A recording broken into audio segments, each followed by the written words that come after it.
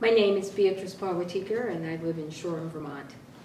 And maybe if you could just start by talking about how you formed your ideas about where you wanted to work in the world and how you saw poverty and then the transformation that occurred into where you are. Well, I come out of a civil rights background, and connecting that civil rights to poverty was quite easy because at the time the opportunities were less for people of color in the United States, because that's where I started. And then expanding that to look at the fact that along came the women's movement, and I saw myself a part of that as a woman and as a woman of color. I have a different view maybe about it. I also looked at the fact that women, an issue for women are children, and that added to my list. But the reason I say poor also, as a woman of color, I cannot just look at a woman's poverty, because in people of color, it affects the whole community. So I don't want to say I would just work with the needs of the women of color in poverty and not the men. I must consider all. So that is the reason I work on the issues of poverty, race, women, and children. And for me, that crosses into environmental. I don't put that as a list, but you must have a healthy planet if you hope to sustain people and give them food. So that is the reason, to me, it's just all part of it. And we're seeing global warming, for instance, affecting poor people in the global south. Mm-hmm. And how do you see women as being an especially important factor in addressing poverty? Women are, I may almost sound sexist in this, but women very much are the people who, when you give them a small amount of money in a village or place, they immediately apply it to the best for the whole community because they want to lift their children and grandchildren up. They tend to want peace. For instance, that loans that have gone to women have been paid back 98%. Loans that are going to men have not been paid back very well. And the money has not been used to empower and make other people better, lives better. They usually are used on things like liquor, motorcycles, things like that.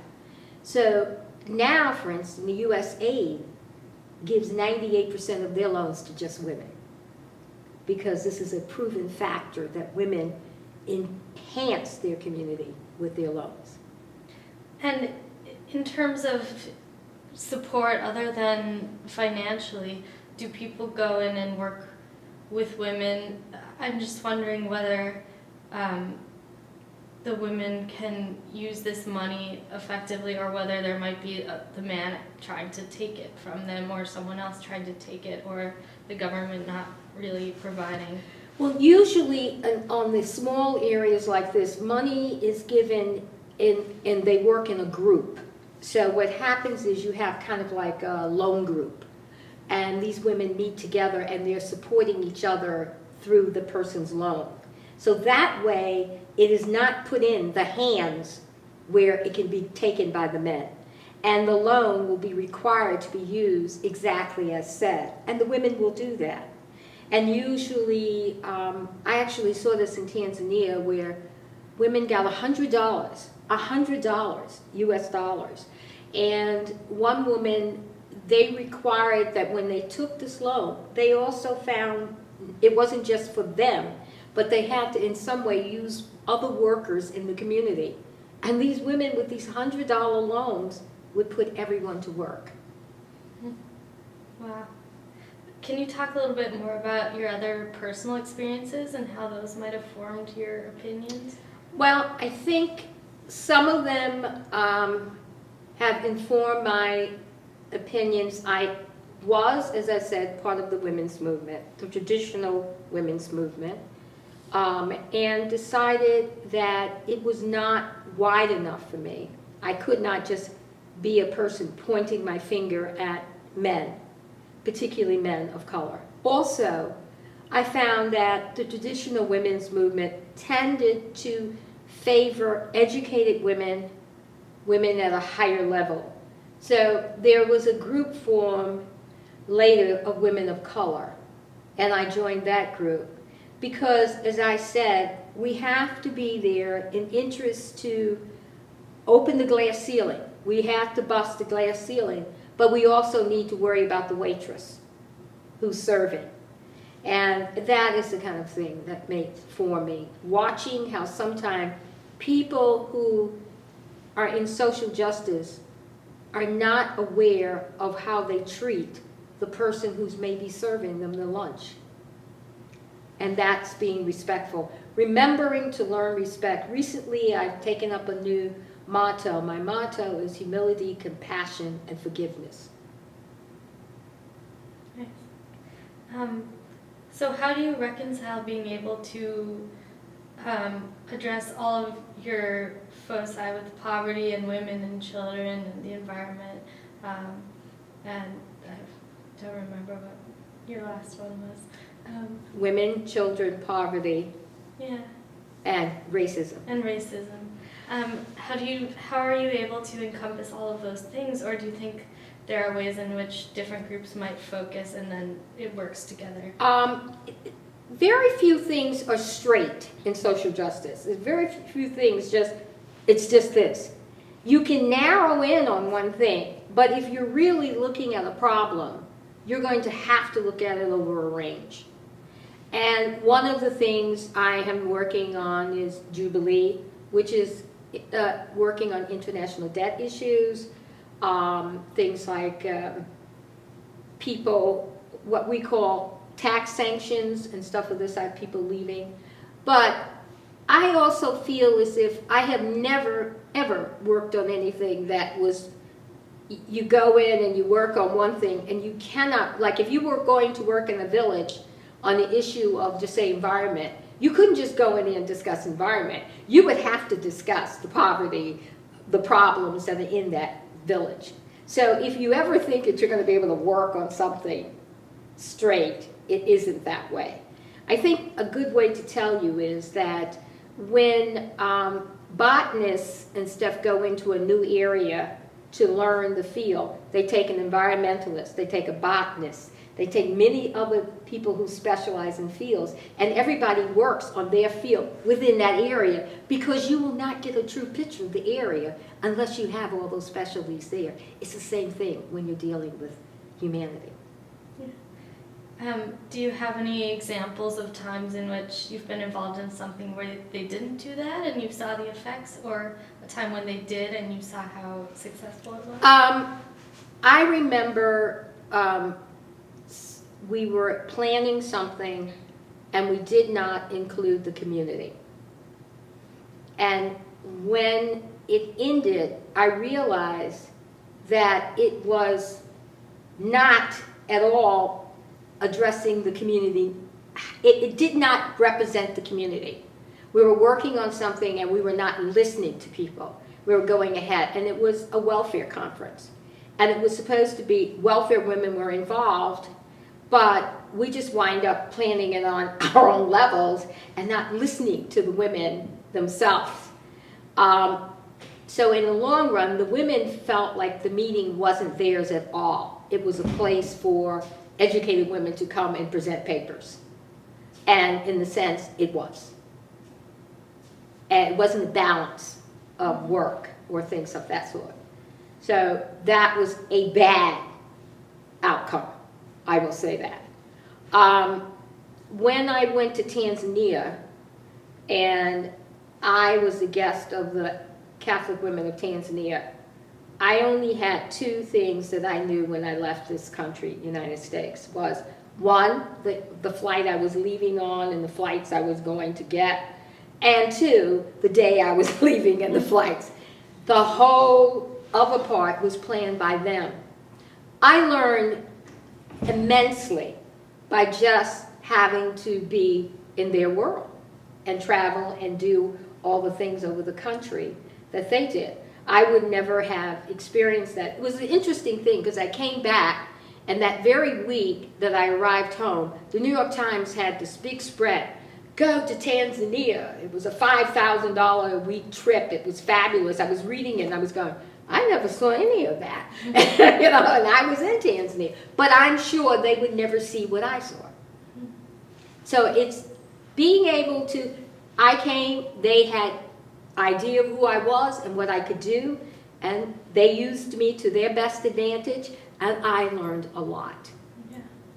What were they working on, and what were you able to help them with? They were working, they were just beginning in the Catholic Church to set up human rights offices and social justice offices. They had never had them.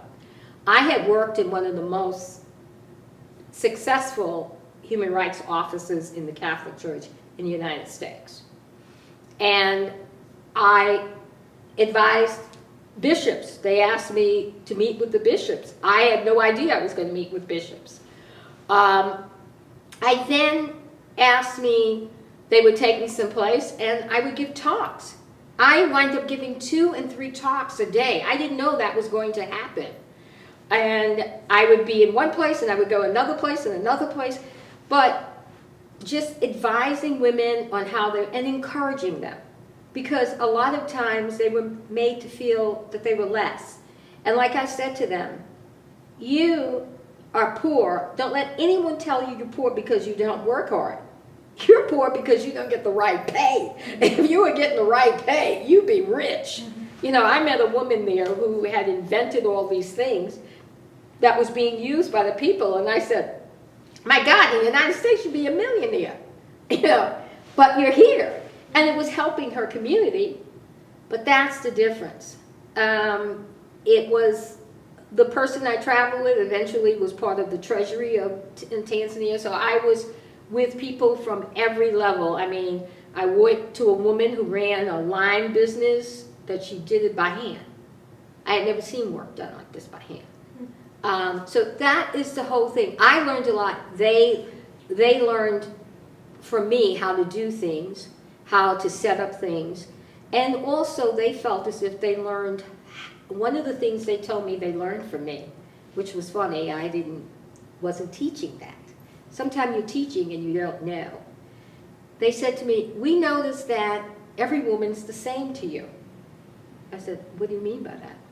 They said, it doesn't matter if they're poor or if they're wealthy or if they're middle class, in the middle. They're all the same to you. You like them all. I'm going to remember that. And that to me was one of the best things in my life, that if anybody could say that about me when I die, that she treated everybody the same, I would love it. And that to me was a wonderful compliment.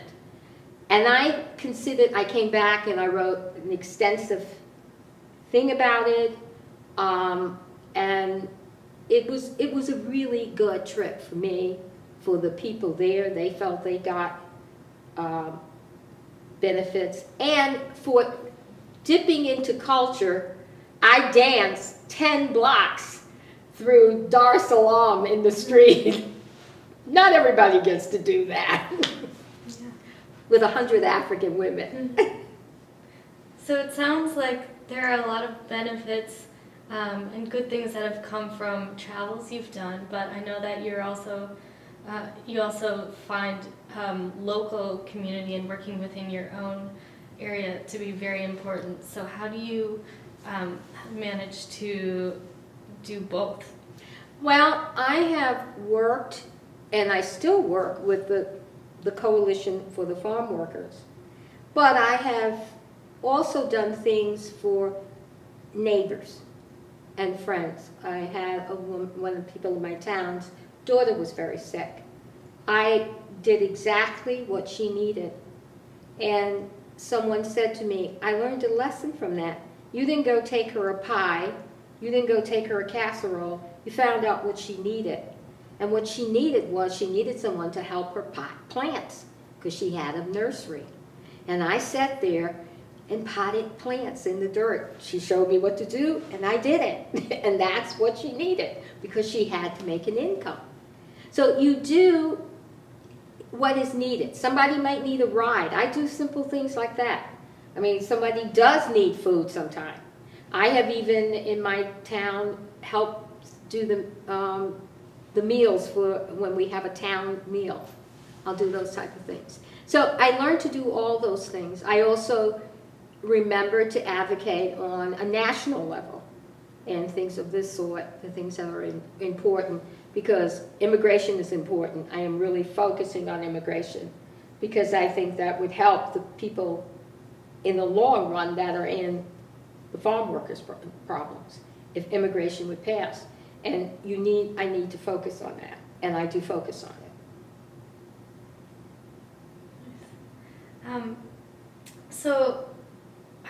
You said that you grew up in New York and you've moved around, now in Vermont and in St. Louis for a long time. Mm-hmm. Have you noticed a difference in the ways communities in urban versus rural areas work? Oh, yes. Oh, yeah. In the urban area, for instance, you are going to not have a volunteer fire department. You're going to have a professional, hired people who are fire department, people who are working first responders. You're going to have a lot more structure that's built as part of government in a sense. But what happens is in the rural area, you do not have as much.